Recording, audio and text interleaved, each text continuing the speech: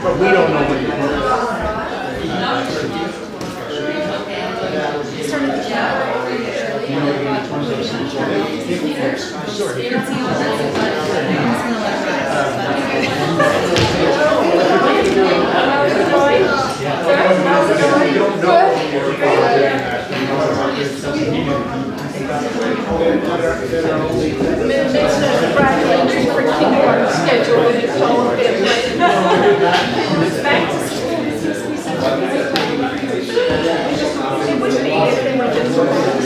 Yeah, I got 2 hours. 2 hours ago. That doesn't get me much.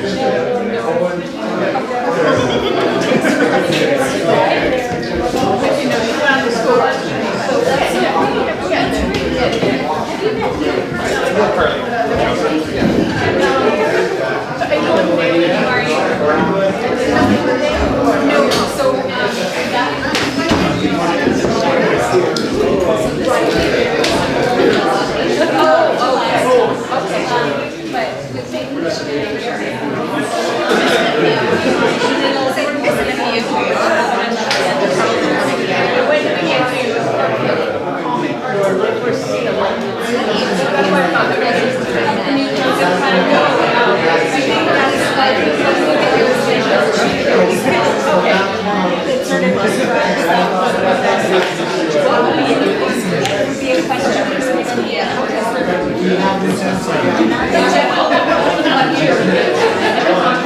that would be almost an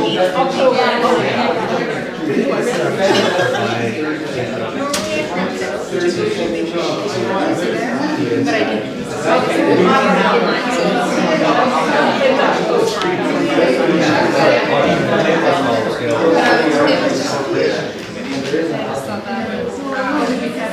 A lot. Material to absorb.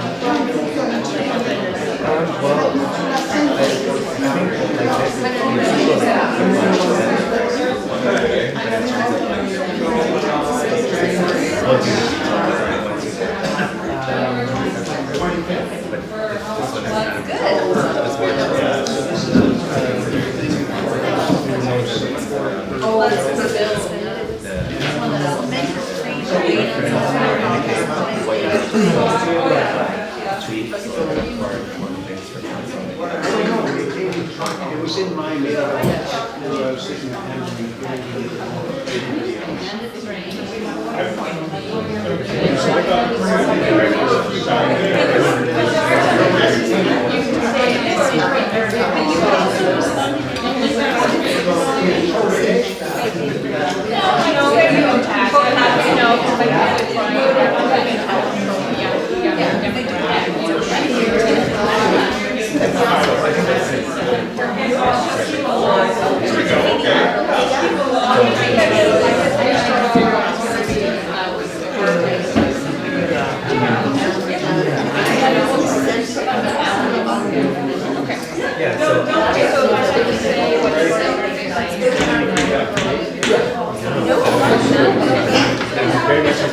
was sitting at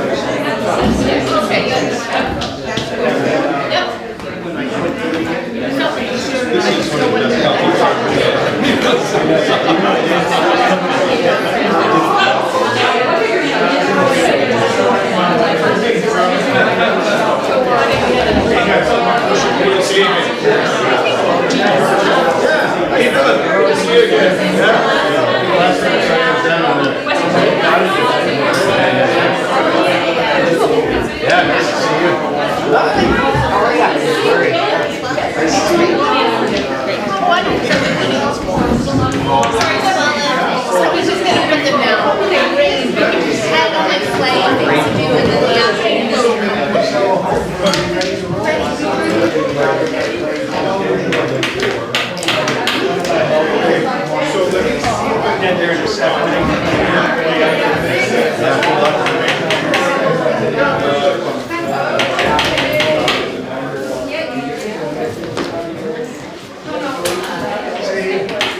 I'm trying the polite way today, guys. Okay? Meeting is called to order. Thank you. Idea. Good afternoon, all. So, do we have any late items? No. No, we don't. Okay, motion to approve agenda. Seconded. All in favor? Done. And we have a delegation today. Good afternoon. Thank you for joining us. I would simply turn the meeting over to you at this point, if I may. Metro Vancouver staff asked if I could introduce them to council and the community. I can't hear you, I'm sorry. I can't hear you. Okay, Metro Vancouver staff asked if I could introduce them to the council and community. Can you hear me now? Yes. Okay. Neil Carley is the General Manager of Parks Planning and Environment. Jeff Fitzpatrick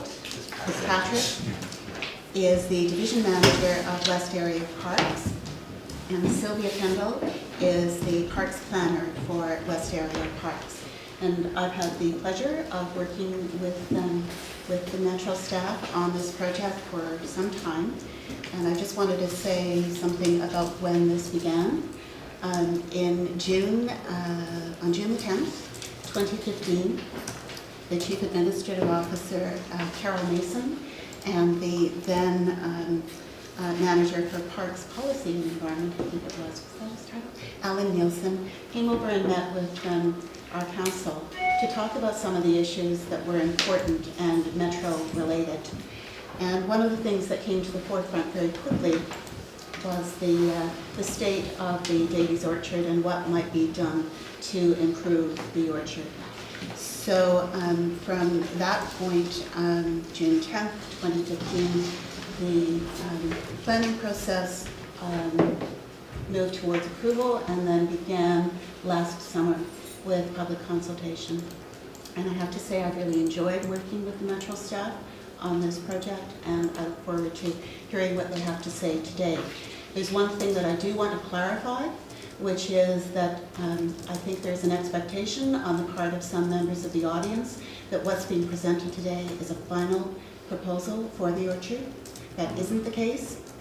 If you read the agenda states that this is an opportunity for municipal council to provide feedback on the document that was presented to the public, the two options. So the final proposal is still to come, will reflect feedback from municipal council, and will be later this fall to the Parks Committee, Metro Parks Committee, and then subsequently to the Metro Board. So with that, I'll turn it over to Jeff, who will be doing the presentation. Thank you. Thank you, Councillor Nicholson. Mayor Scales, and to the rest of the council, thanks very much for making time for us today on your agenda. We really appreciate it. It's great to be back in front of council, and very good to be here today. So I've got a presentation, probably about 10 or 12 minutes, and then we are happy to answer any questions you have after that. So let's get rolling right away. So the purpose of our presentation today is to provide council with an update on the Deas Orchard planning process and to seek input from Bowen Island Municipality Council on the two Deas Orchard concept options under consideration. As Councillor Nicholson introduced, I know council is familiar with the project, and in your agenda you're provided with the most recent report to the Regional Parks Committee that provides an overview of those concept options. We're going to touch on those in our presentation today as well. To begin with, just a bit of context on the big picture. Metro Vancouver manages a system of regional parks, greenways, park reserves, ecological conservancy areas extending from Sumas Mountain in Abbotsford all the way west to Crippen Regional Park here on Bowen Island. The system is over 14,500 hectares in size and receives about 11 million visitors every year. Deas Orchard, the site we're talking about today, is of course located in the Snug Cove area of Crippen Regional Park. Crippen Regional Park is about 220 hectares in size, has 13 kilometers of trails, and about 300,000 annual visitors. The park, it's a diverse park, many great landscapes, well used and loved by local and regional residents, and a number of important features in the Snug Cove area. Lady Alexandra Promenade, seaside cottages, the causeway, and of course Deas Orchard, all part of the park. So getting down to the site, the focus of this project, Deas Orchard is a 2.3 acre waterfront site. The site includes some road access, a little bit of open space, some road trail, a few heritage apple trees, and 10 cottages. 4 of the cottages are in use, and 6 are currently vacant in poor condition. The site has a First Nation agricultural, orchard, recreational, and cottage history. Metro Vancouver acquired the land in 1983. Bowen Heritage has been active in advocating for the cottages since I believe 1991.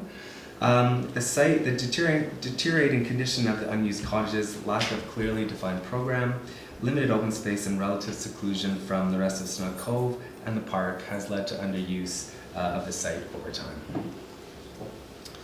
The project goals of this project we're working on are to improve public access and use of the orchard area, to better integrate Deas Orchard into Kirkland Regional Park, and to celebrate the unique heritage of the site.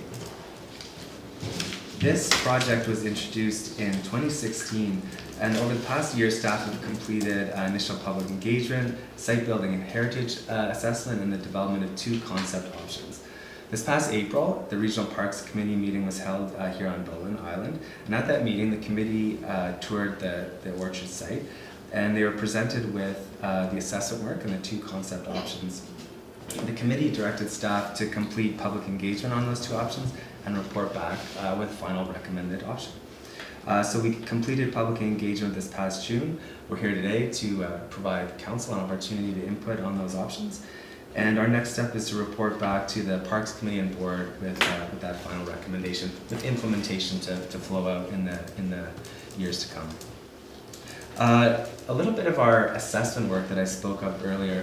The site was assessed to identify opportunities and challenges to accomplish those goals I mentioned earlier. Some of the key challenges include obstruction of views into the site, from the site, around the site, lack of defined public space, poor wayfinding and connections to the adjacent areas. It has a very private, kind of exclusive feel, doesn't feel like a public area. It is underused.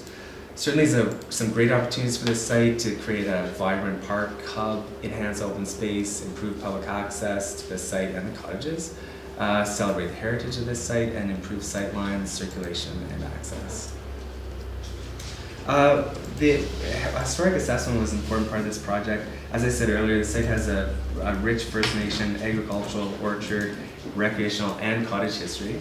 The land was originally cleared for agriculture and planted with an orchard in the early 1900s. Wooden platform tent sites were added for camping a few years later, and then in the 20s, cottages were built on the site and throughout the island as part of the larger destination resort.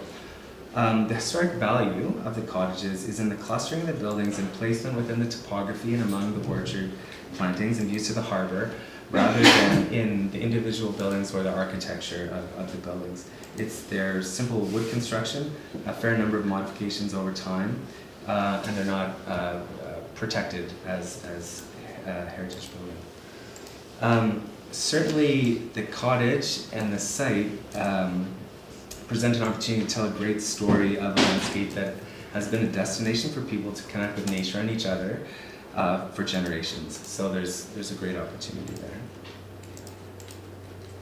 In terms of the building assessment, 4 cottages are generally in good condition, requiring some maintenance upgrades to ensure long-term viability. The 6 upgrades like chimney repair, roof replacement, things like this. The 6 remaining cottages are in poor or very poor condition, require major upgrades or rebuilding to be suitable for park use. Running the full gauntlet of improvements: roofing, insulation, finishing, wiring, plumbing, footings, rot, mold, infestations, and so on. As part of our assessment work, we looked at suitable park uses for these buildings. What's the potential to reuse these as park use? The Bowen Heritage Museum and office, short-term overnight rental, and public bookable facilities were found to be suitable uses given public benefit and historic use. Other park uses, nature house, storage, landscape display, food services, were not recommended for this site. We also considered a range of suggestions we heard through the workshops and public engagement on potential uses. Some are not possible, things like private residences, private buildings, exclusive use, but many, and in fact most, could be accommodated in the public bookable facility that is included in the proposal. And I just share with council what we mean by public bookable facility, and essentially that means renovating a cottage into an open floor plan building with a washroom and a basic kitchen facility, providing public access to people who would be interested in using this space at a low cost. So it could host a family party one day, it could be meeting space for community groups, short-term artist use, support events or festivals, school group use, park or heritage lectures, family use parties, and so on. It's a really great opportunity to kind of democratize public space and get good value of a pretty significant investment that would be involved to upgrade some of these cottages for public use. So both of the concept options include public bookable cottage facility, one in option 1 and 2 of these in option 2. In terms of public engagement, the project included extensive public engagement. We had 2 public community conversations, basically public open houses, and 2 stakeholder workshops. We also completed a regional telephone survey for the broader regional public. The results of will of course go to our regional parks committee this fall. So for now, I'll share a high-level summary of what we heard from people during the engagement. Certainly there is strong interest in the historic value of the cottages and a desire to see some or all upgraded from the local members of the community, especially those active in heritage conservation on the island. Interest in heritage values was not valued by those in the broader regional population. Sorry, just move on here. A few other points we did here in our public engagement was a desire for improved connections and public access to the site. We heard a lot from families looking for child-friendly, family-friendly amenities in this area. Desire for public access to the cottage buildings, desire for open programmable space. And we did hear from a lot of people that the site is underused, it's not recognized, it's not valued, it's not a part of their life right now. So certainly the upgrades were welcome. The site building and heritage assessments, along with that public engagement, informed the development of 2 concept options. Option 1 is the open space focused concept, and concept 2 is the heritage focused concept. These concepts have a number of common elements, though their size, location, and arrangement on the site vary. And these include public access to renovated cottages, a central defined open space, a nature discovery area and picnic amenities for families and children, new and realigned trails, paths, and parking, improving connections, improved connections to the park and village, an expanded orchard, looking at that as kind of a defining feature of the site in the story, nature loop trail and habitat area near the creek, creative, interpretive, and educational displays, and continued presence of the Bowen Heritage Museum and demonstration garden. The projects also have common outcomes that we're looking for both concept options. So those include collaboration with community groups, new opportunities for programs and events, enhanced public space, family-friendly amenities, historic features are preserved, celebrated, and used, and perhaps most importantly, it will result in usable, flexible, vibrant, and accessible public space, both interior and exterior. And that's a bit of a touchstone for this project. I think both of the concepts are, the goal of them was to sort of honor the past but look forward. And when we talk about public space, we're focused on public space that promotes connections, it's safe, it's interesting, it has opportunity for people to be involved, it reflects local culture, relates well to bordering uses, is well maintained, opportunities to be active or passive, and reflects the character and the spirit of place. So these are kind of touchstone ideas that we reflect back on for these concepts. Concept 1, as I said, has an open space focus. In this concept, the 4 cottages are in good condition are retained. The Bowen Heritage Museum and office would remain. One cottage would be used as short-term overnight rental, and one as a public bookable facility. You can see all of the common elements I mentioned earlier are interspersed on the site.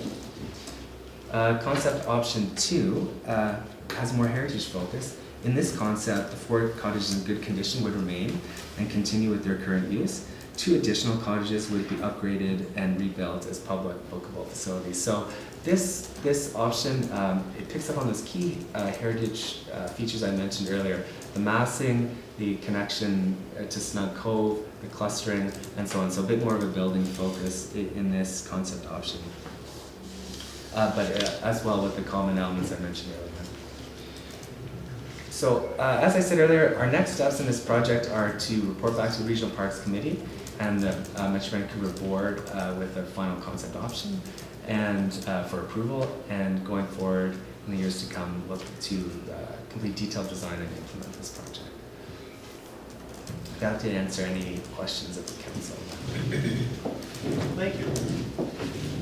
Okay. Any questions, anyone? Looking at me. I do have a couple of questions. Thank you very much. I'd just like to introduce myself. I was a former West Area Park staff person, so I remember traveling on the ferry with Gordon Smith, who was our planner at the time, visiting Snug Cove back in 1989. This was a relatively new regional park, and I just wanted to introduce some ideas as I asked my questions. Some of them, because I also led interpretive programs and set up education programs and things in the park back in the day with community groups. And so one of my questions is, you mentioned expanded orchard, and I'm wondering if you can tell me a little bit more about that, because back in the day, when you arrived on the ferry, the light painted cottages at the time, in their arrangement, were the kind of like the face of Snug Cove. That's what you really noticed from the upper deck of the ferry as you came in. Small family scale sort of buildings arrayed in a recreational kind of way, like a welcoming. And you mentioned that there's a few heritage orchard trees there, and I'm wondering about the new ones, because one of the things that's happened over the years is that the trees have grown out. A lot of the real big ones were taken out, but still, there's kind of a barrier now, and you can't see the cottages as well. Of course, some of the cottages aren't painted the same color. They're darker now, and you don't notice them from. But it used to have this sense of arrival, and it was part of the visitor experience was the arrival on the top deck of the ferry coming into Snug Cove, and you would see these cottages waiting for you to explore. And so I'm wondering if you can tell me a little bit more about the orchard trees, how tall they'll be, and how you plan to maintain them, if at all, because fruit trees need all that pruning. Yeah, I think that Councillor Ellenfast, thanks for that question. It's a great one. If you look at this sketch here, you can see this is concept option 2. Concept option 1 has the orchard plantings in the same location. So the thinking with the orchard is that it could be used as an element to kind of frame a central open space, right? That central area would be a pretty dynamic place if it was framed on one side by orchard trees and on the other side by the cottage buildings. The massing of the cottage buildings would still be visible. You can see there's that strong cluster there, and the orchard wouldn't be planted in that area. The thinking would be to work with local experts. Sylvia's done some preliminary work already on that, exploring options to plant and replant and relocate some of the trees there to create that open space, but then to really enhance and grow that orchard as a real feature on, I guess, the south side it would be. Part of the idea with the orchard is to create a feature, but also to sort of expand on the story. As I mentioned earlier, there's an agricultural story, and there's a recreational story, and there's an orchard story, and a cottage story. So this is kind of adding that other layer that could be interpreted and part of the site as well. Great, okay, because I have a couple more ideas. One is that one of my suggestions is that you consider the view of the orchard from the top deck of the ferry and the windows on the ferry to see how they would look with the height of the trees that you're planting. And the second thing is there are ways to prune trees and to set them up on their grafted stalk and all that kind of thing to keep them fairly small. And some of these are actually commercial applications where the trees remain small. And I'm thinking about the play elements that you showed in some of your slides, the playscape, with those poles, which look to me not to be very climbable.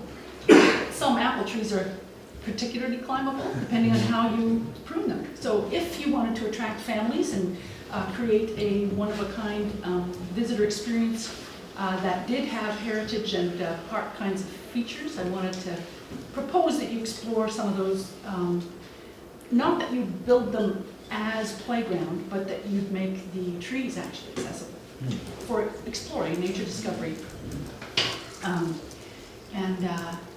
So people could get closer to the pollinators and all those things. Another question I had was the clustering, and yet in both these proposals, I see Cottage 18 down here separated from the rest. Will Cottage 18 be visible from the ferry? That's a good question. Cottage 18 may not be visible. It is at a lower elevation. So I'm not sure if that particular cottage would be visible from the ferry around. Okay. I'm just thinking about creating not just the invitation by not a little cluster, but a spread out cluster, but also the idea of the full range of this heritage cluster. One of my proposals that I'm going to offer is that you keep Cottage 17, which is not shown here, which would be further down from Cottage 18, as an interpretive feature. And I don't necessarily mean that you need to make it an openable or a usable structure, but even as a decommissioned kind of shell, it might be very attractive, especially if all the other buildings are active and in use. It could retain more heritage feature. You could mount your panels on the walls, outside the walls. It could be part of a playscape, whatever kind of you mentioned educational and interpretive displays. And to me, that would do a couple of things, both give the option for that interpreting the outside of a cottage, which it would give you the option to put your taped banjo music playing, or let children put a pretend pipe on the window and move, some of those features, play kind of ideas, which I hope you're open to. And I'm not wasting everybody's time, but these are the kinds of things that, as an interpretation consultant, we propose these ideas for other sites, including Calgary, Edmonton, Toronto, places with big river valley park systems. And so I wanted to propose that, and also that it might actually be perhaps cheaper than knocking down another cottage if it was just maintained as a shell. And it would keep more of that clustering. Right now, Cottage 18, especially under the short-term rental proposal, is kind of private. It makes that kind of area around it into a private little enclave down there. It's not as open. Unless I'm missing trails or features or invitations that I can't see from this angle to include in one of your promenade walks or loop trails that might connect. And then I won't bother everybody, I'll just pass you these. This is what I brought to a recent council meeting.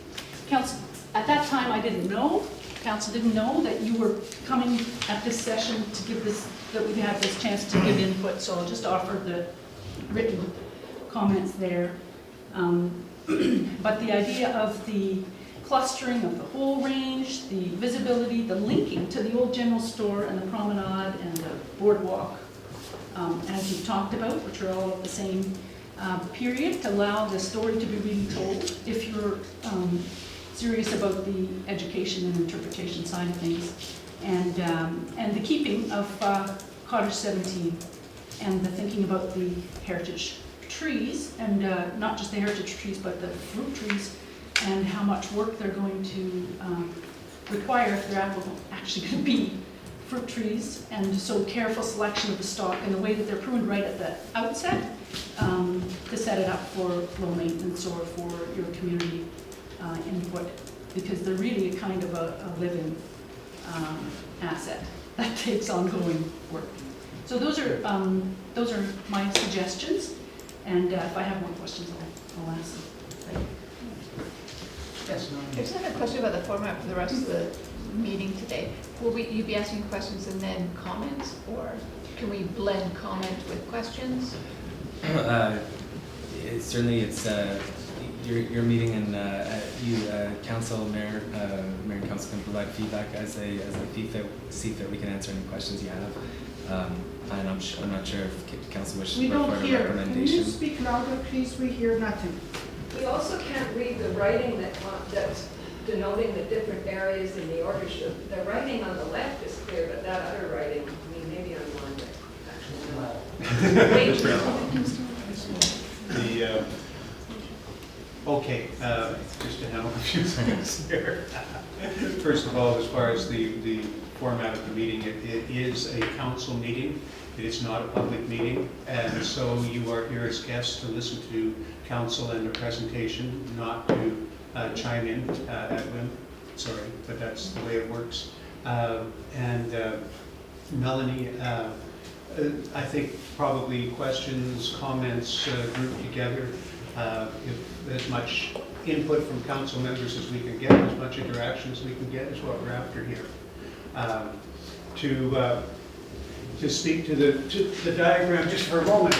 So we're talking about bookable public facilities. We're talking about the Bowen Heritage Cottage, short-term rental, bookable public facility, another short-term rental, nature discovery area, picnic area, the cottage number 10, the museum, interpretive cottage feature, that's the plinth footprint thing, and central open space. So it's not really exciting things written. Yeah, we will make sure that there's a link to this on our website after the meeting. Okay? Isn't there a link there now? Yes. Okay. Not too far, but certainly to Okay, so can I? the diagram. Yes, Melanie. So I do have a new question, actually, and this came out from our Boat Fest festival. There was a desk set up by Motive BC, and I believe they're colleagues of yours within the same building.